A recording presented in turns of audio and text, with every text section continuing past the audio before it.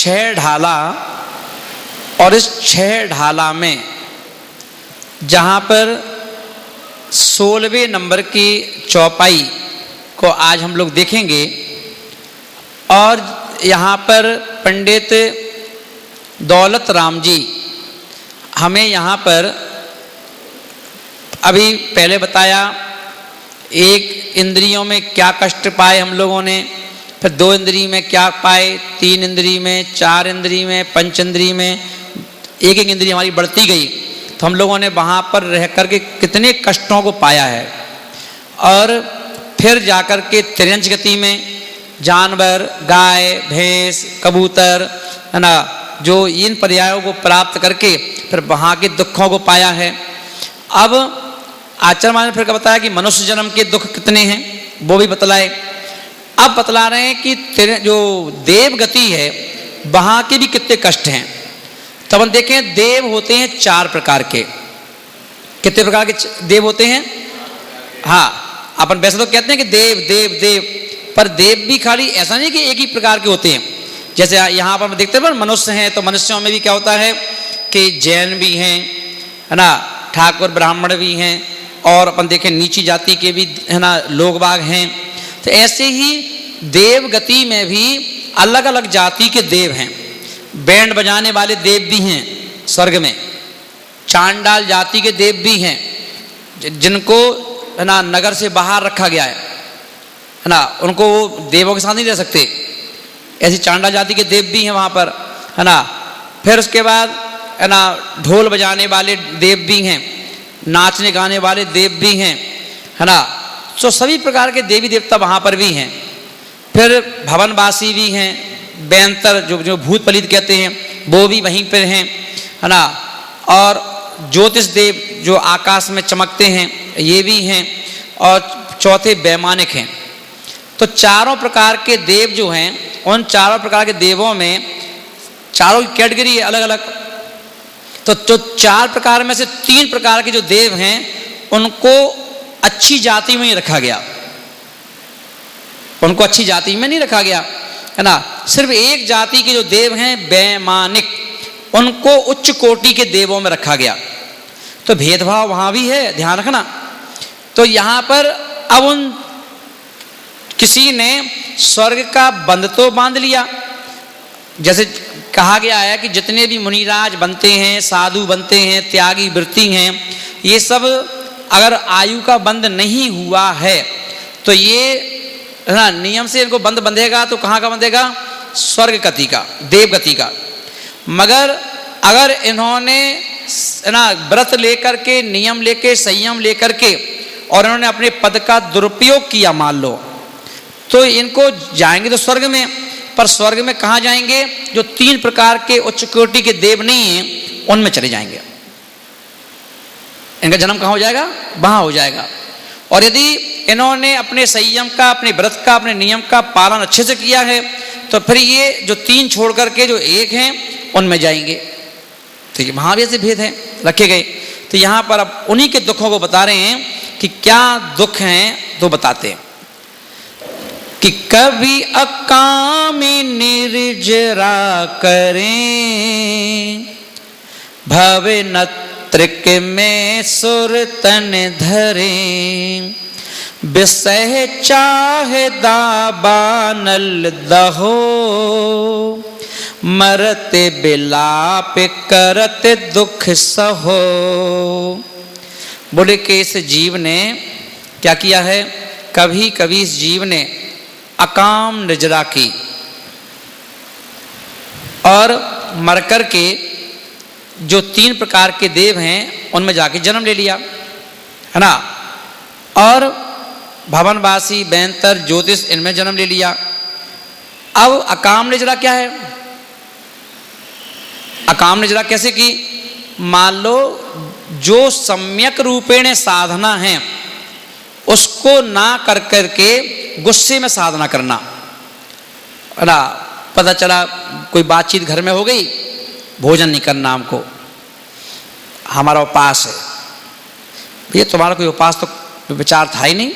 हाँ, हमारा उपास है, कल भी उपास है, परसों भी उपास है, 2-3 दिन भोजन ही नहीं किया ना, और क्या कह रहे हो, उपास है। दुनिया को क्या दिखा रहे हो, उपास है। तो आचार्य बोल रहे कि मतलब इसमें मायाचारी आ गई आपकी, कि उपास के नाम से आप अपना गुस्सा उतार रहे हो, उपास के नाम से आप दूसरों को ब्लैकमेल कर रहे हो, है ना। उपास के नाम से, नाम हमारा उपास का ले रहे हो कि हम साधना के रूप में कर रहे हैं, और काम क्या कर रहे हो, अपनी कसाय निकाल रहे हो, मायाचारी कर रहे हो, दुनिया को धोखा दे रहे हो कि हम उपास कर रहे हैं, उपास कर रहे हैं, है ना, और भोजन नहीं कर रहे हो तो सबको दुखी कर रहे हो। तो बोले कि इसको कहते हैं अकाम निजरा, है ना, कि जहां विधि विधान के अनुसार कोई काम ना करके और धर्म का ठेक उस पर टैग लगा करके माल बेच रहे हो, तो बोले कि वो अकाम निजरा। तो उसमें क्या होगा, गति बिगड़ेगी और कहाँ जाना पड़ेगा, है ना। वो 3 प्रकार के जो देव हैं, चक्कर लगाते रहो आकाश में, है ना।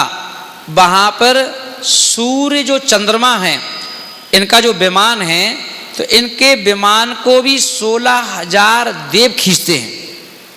कौन खींचता है, एक देव का वह विमान है और उस विमान को खींच रहे देव ही। तो ये भी सजा है, यहां की सजा वहां भुगतना पड़ेगी।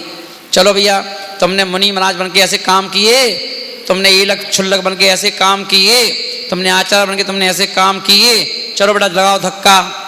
काय में धक्का लगाना है, अब यहाँ आचार्य बन के पुज रहे, साधु बन के पुज रहे, यहाँ लोग आहार दे रहे, नमोस्तु कर रहे, और तुमने ढंग से काम नहीं किए, अब वहां जाके चाकरी कर रहे हैं। क्या चाकरी, खींचो बेटा विमान। अब वहां आज के मुनि महाराज वहां खींच रहे बेचारे, भैया क्या कर रहे हैं, जोर लगा के हई सा, जोर लगा के हई सा, चंद्रमा को सूर्य को खींच रहे हैं। यहाँ पुज रहे थे, और कल के दिन अपन वहां पहुंच जाए अचानक, तो अपन देखे आप तो मुनिराज थे, आप क्यों खींच रहे हो।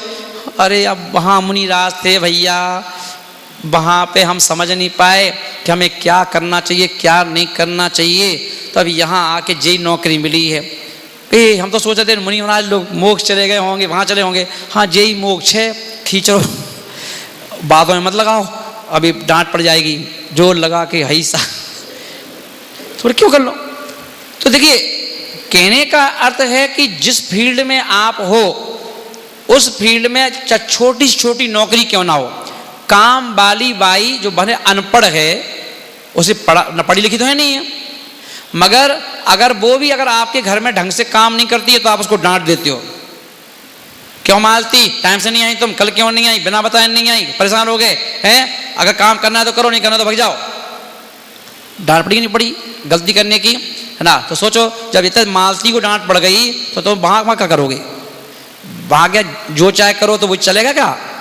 तुम्हारी जो इच्छा हुए तो अपने मन से कर लो, तुम्हारे मन की इच्छा हुई तो पास कर लो, तो अपने मन की इच्छा हुई तो ऐसा कर लो, जो अपने मन की इच्छा हो तो जहाँ चाहे बैठ जाओ, अपने मन की इच्छा हो तो सामायिक कर लो, अपने मन की इच्छा हो तो नहीं करना, अपनी इच्छा हो तो प्रतिमा कर लो, अपनी इच्छा हो तो नहीं करो। बोले कि कर लो कर लो कर लो, काउंट वहां हो रहा है, वहां काउंटिंग हो रही है। यहाँ तुम पब्लिक को उल्लू बना दो चल जाएगा, गुरु को उल्लू बना दो चल जाएगा, पब्लिक को ठग लो, है ना। पर जब वहां ठगे जाओगे तो ये कहोगे अरे यार इससे तो मुनि महाराज बनने के बाद भी हमें धक्का लगाना पड़ रहा है, इससे अच्छे तो हम भैया मुनि महाराज नहीं बनते तो कम से कम तिर जाते। दो ही तरफ से गए पाड़े, हलवा मिले ना माड़े, है ना। बताओ, लोग कहते हैं मुनि महाराज बनने के बाद मोक्ष हो जाता है, यहाँ मुझे काम करना पड़ रहा है। तो इसलिए आचार्य बोल रहे हैं कि देखो, मुनि बनकर के, त्यागी वृत्ति बनकर के आपको समाज किस रूप में देख रही है, आपको समाज किस रूप में देख रही है। तो समाज 24 घंटे तो यहाँ बैठेगी नहीं, वो तो आपका भेष देख करके चौकी में पड़गान करेगी, हे स्वामी नमोस्तु नमोस्तु नमोस्तु। बेचारी जो खुद नहीं खा रही वो आपको खिला रही हैं, आपके लिए बेचारे सुबह 4 बजे से लगे हैं बनाने के लिए कि आपको अच्छे से अच्छा खिलाएं हैं। खुद बेचारे अपने बच्चों को जूस नहीं पिला रहे हैं, पर तुम्हें जूस पिला रहे रोज हैं, तुम्हें बादाम, अरे बच्चा मुंह शकल देखते हैं, एक बादाम ही दे दो, चुपचाप एक चुपचाप खा, चुपचाप एक बादाम बस है ना। तुम्हें कह रहे भैया तुम 10 खाओ 15 खाओ, रोक नहीं रहे तुम्हें, बादाम भी लो किशमिश भी लो। अरे हे मुनिराज, जब तुम मुनिराज नहीं थे तो इतना अच्छा खाना पीना तो तुम्हारी जिस माँ ने पैदा किया है उसने भी नहीं खिलाया, जिस पिता ने पैदा किया है उसने भी नहीं खिलाया।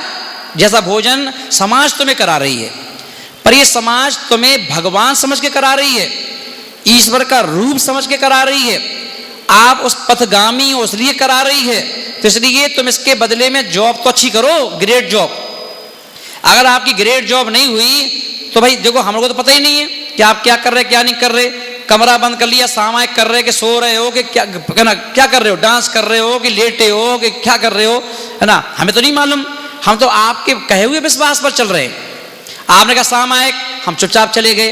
आपने कहा चलो भाई प्रतिक्रमण, हम चुपचाप चले गए। आपने कहा चलो भाई हम चले गए। अब तुम कर रहे नहीं कर रहे, ये कैमरा कौन देख रहा है, ऊपर चल रहा है ना।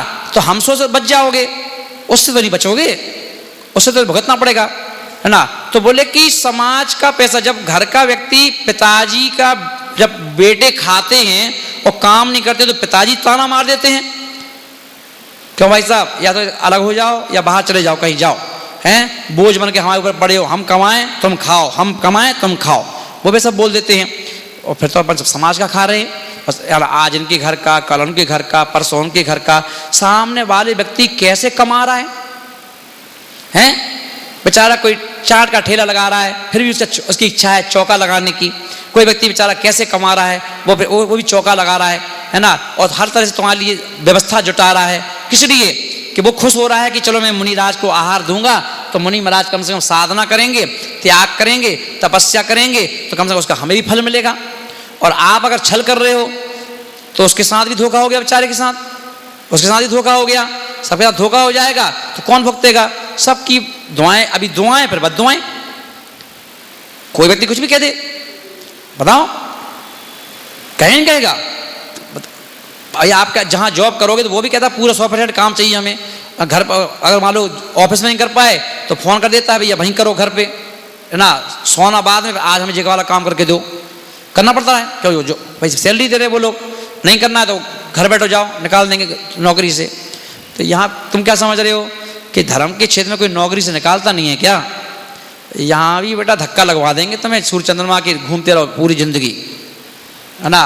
बोले यहाँ नहीं चलेगी मक्कारी, यहाँ तो टंकोत्कीर्ण आप हाँ ये बात ठीक है, कोई क्या सोच रहा है, कौन क्या कह रहा है, कहने दो, उनके कहने से कुछ नहीं है, मगर आप अपने आप में ईमानदार रहो।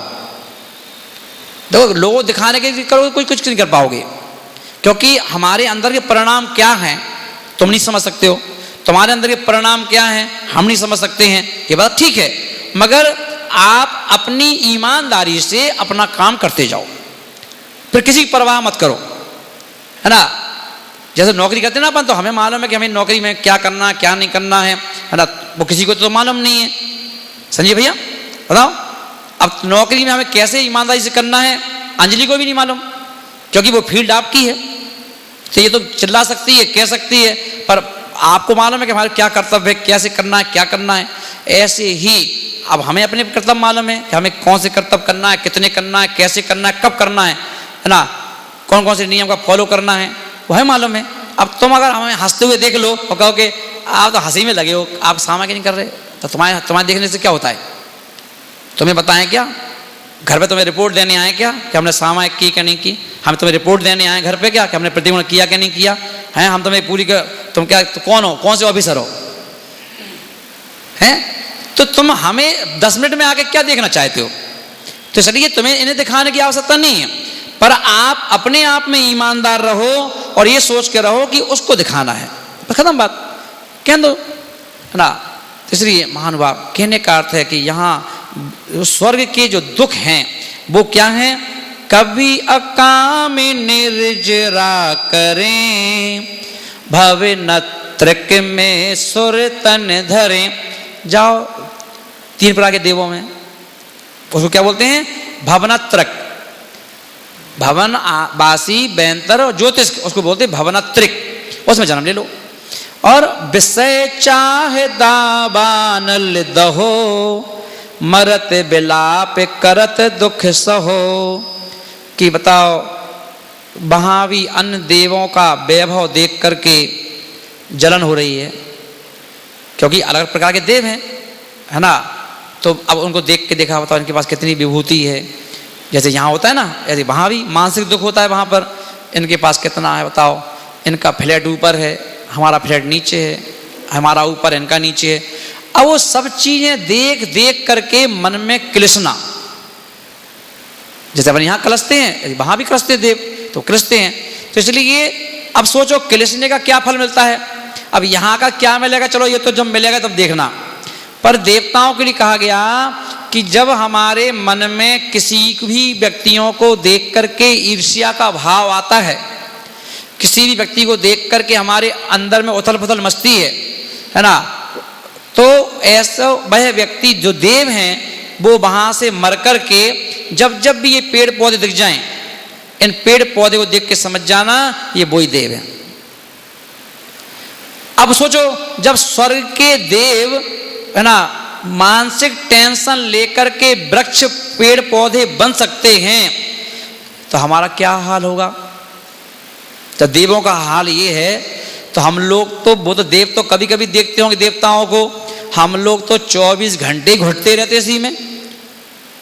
बताओ, खाना भी बना रहे हैं तो घुट घुट के दिमाग में वही बात चल रही है ना। सो रहे हैं तो वही दिमाग में बात चल रही है, उठ रहे हैं तो वही बात चल रही है। मंदिर भी गए यदि, तो मंदिर में अगर कोई एक महिला अच्छी कपड़े पहन के आ गई तो उधर भी दिमाग यही चल रहा है। देखो भगवान ने इनको कितना अच्छा पैसा दिया है, कितना अच्छा सुंदर रूप दिया है, देखो कितनी सुंदर साड़ी है, देखो सेंट की खुशबू आ रही है। एक हम देखो, तो ये भी है, हो रहा नहीं हो रहा। तो तुम कहीं एक आध स्थान छोड़ रहे हो क्या, कि कोई तुमने दिमाग में ऐसा कोई आ रहा है कि एक आध स्थान छोड़ दो कि यहाँ हम कम से कम कुछ सोचेंगे ही नहीं, हर जगह सोच रहे हो, अब क्या होगा हाल, कहाँ बचोगे।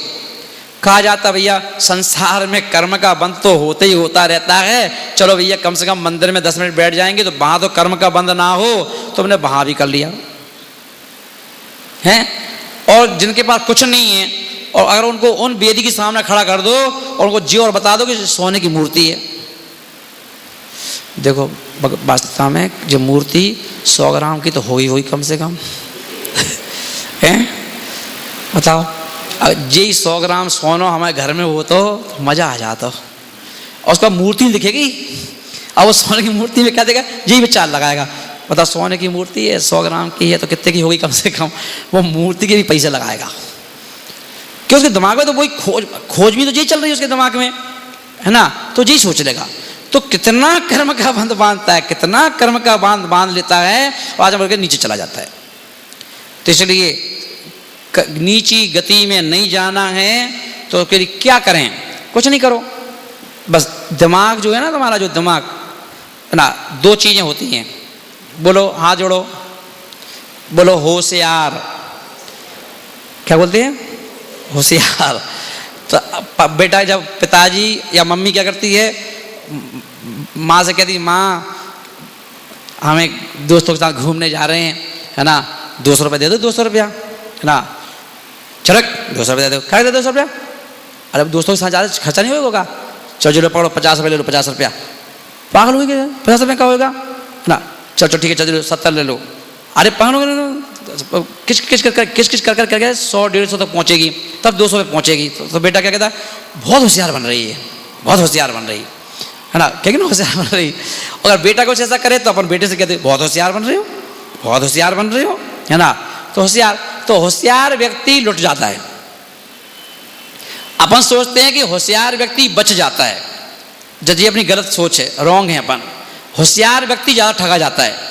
देखो कितने लुटते पिटते जितने लोग हैं वो कौन लुटते हैं, बाजार में, संसार में कंपनियां लूट लेती हैं, कोई लूट गई, बैंक वाले लूट ले जाते हैं।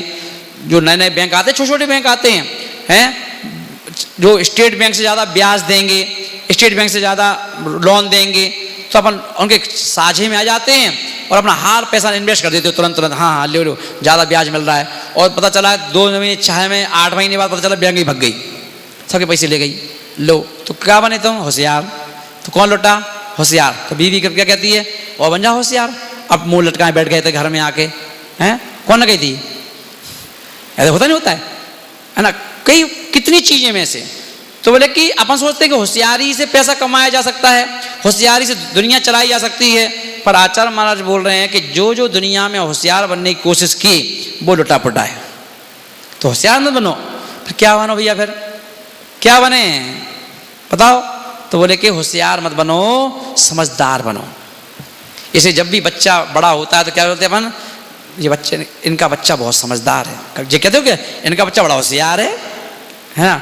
तो होशियार लगता है कमेंट्स, कि कमेंट्स कस रहे हैं, और समझ इनकी बेटियां बहुत समझदार है, इनका बेटा बहुत समझदार है। समझदार यानी अब वो होशियार नहीं है, समझदार। तो समझदार व्यक्ति बड़े पदों पे चला जाता है ना?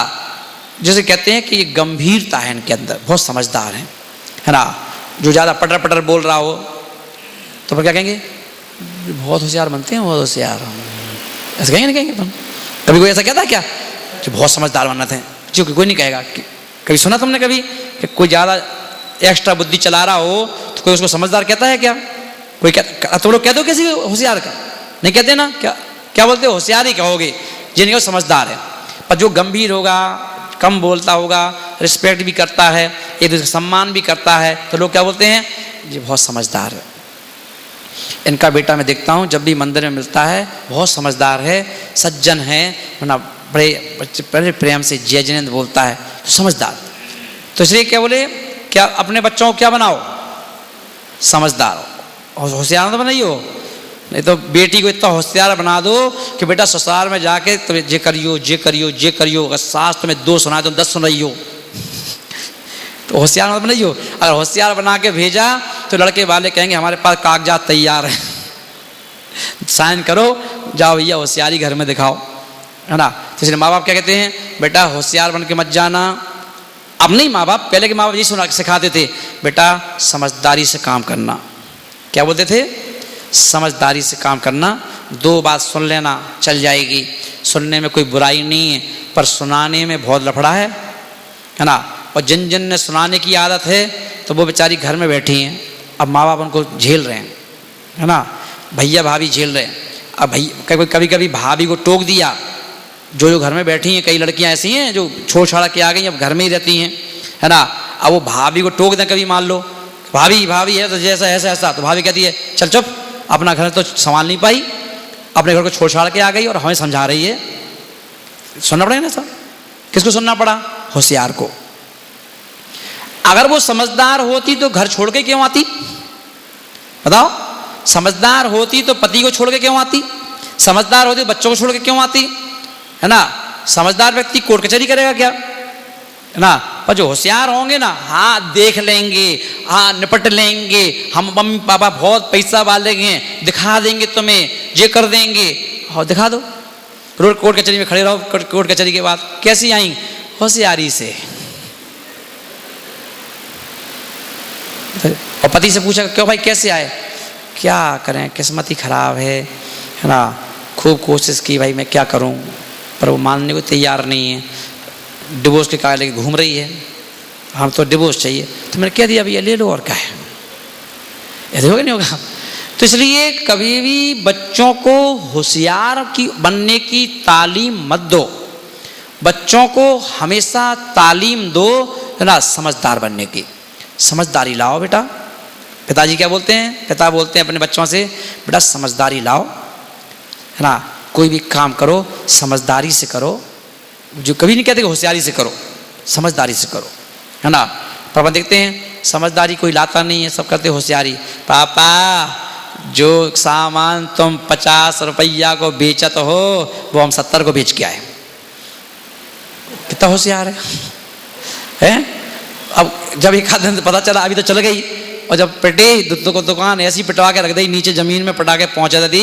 अब पिताजी से कह रहे पापा ये क्या होगा? पापा कहते तुम तो बहुत होशियार थे, 50 को सामान 70 में बेच रहे थे, अब तो दुकान ही चलना बंद हो गई, कि पूरे में हल्ला हो गया, वो तो 20 रुपया ज़्यादा देता है?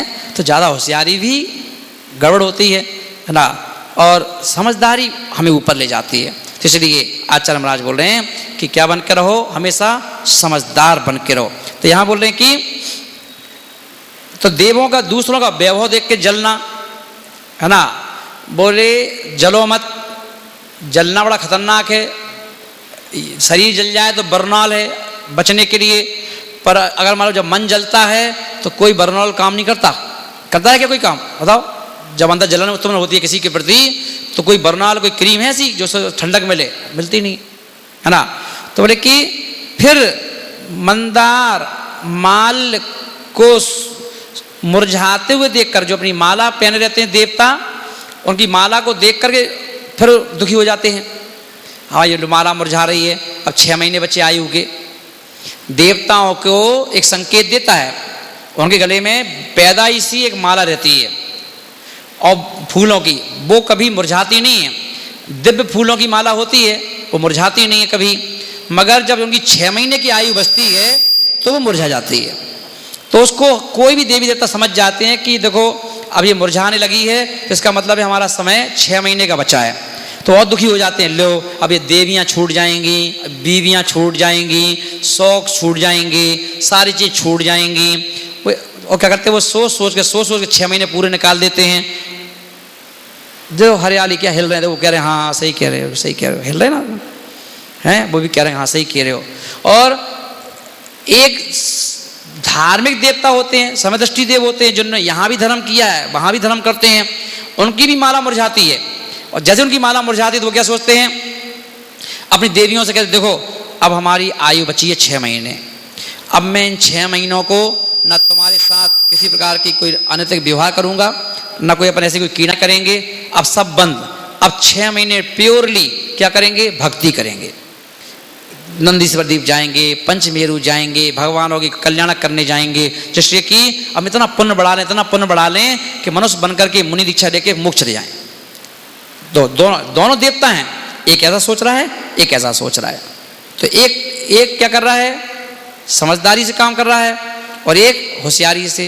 होशियारी वाला पेड़ पैदल जैसे होशियार लोग देखो, ये इनकी बात कर रहे हैं, पेड़ पौधों की जैसे होशियार हैं, और है ना समझदार भगवान बन गए। तो होशियार कभी भगवान नहीं बनते। कौन बनता है भगवान?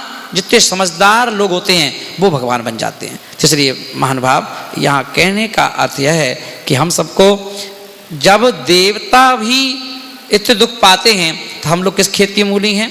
तो इसलिए यहाँ पर इन विचारों को रो कर अनेक दुख सहन किए तो अकाम नजरा यह सिद्ध करती है कि कर्म के उदय अनुसार ही जीव विकार नहीं करना, किंतु चाहे जैसा कर्म उदय होने पर भी जीव स्वयं पुरुषार्थ कर सकता है।